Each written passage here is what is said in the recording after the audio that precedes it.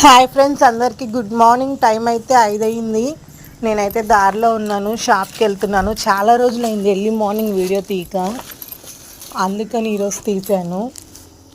అందరికీ మరొకసారి good morning. అందరూ బాగుండాలి, అందులో మేము ఉండాలని ఆ భగవంతుడిని అయితే మనస్ఫూర్తిగా కోరుకుంటున్నాను. మార్నింగ్ నా రొటీన్ ప్రతిరోజు ఇలాగే ఉంటుంది.